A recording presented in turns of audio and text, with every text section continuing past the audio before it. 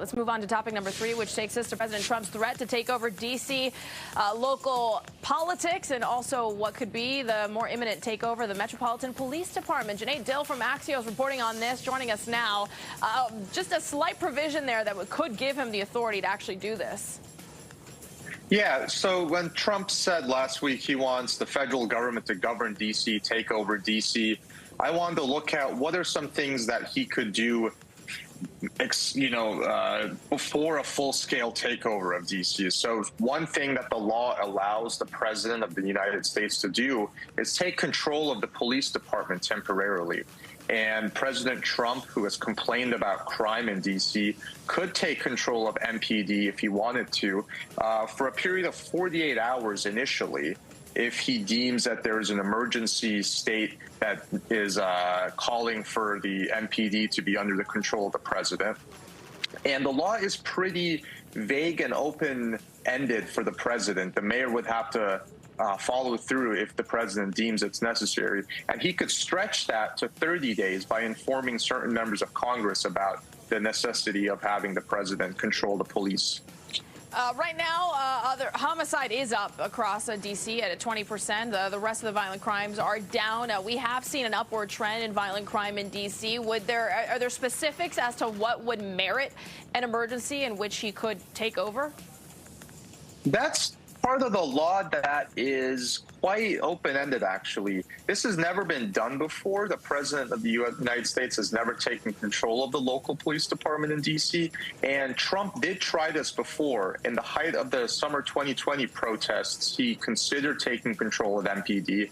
The mayor and the police chief back-channeled and made him back down from that consideration, so he didn't do it. But this is something local Democrats have feared. It's not that difficult, actually, if you look at the law for the president, if he deems necessary to take control of the police department. And the Metropolitan Police Department actually founded by President Abraham Lincoln, so certainly there is history with presidential association. How does a Wilson building find itself in this time now? Like, what are the rumblings behind the scenes here from the mayor's office?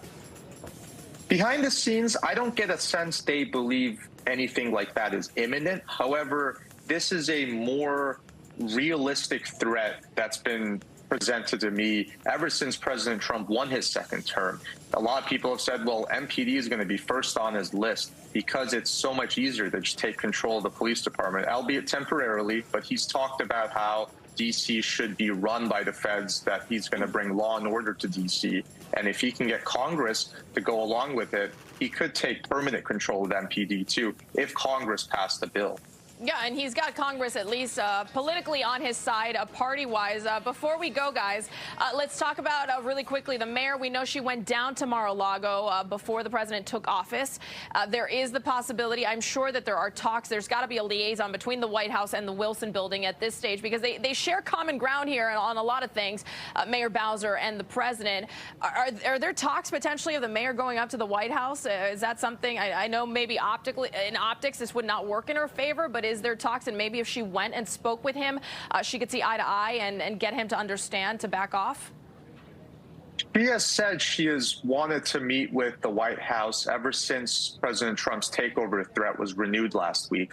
And as far as I know, they haven't gotten any kind of audience or anything of a sit-down prepared. But we do know, back channeling, there are a lot of conversations that do take place between the city and the White House. And they focus on infrastructure, they focus on beautifying the city, that sort of thing, but nothing concrete in terms of what the White House wants the city to do, that at least I'm aware of, in terms of what they mean by beautifying the city or some of these other things that they talk about.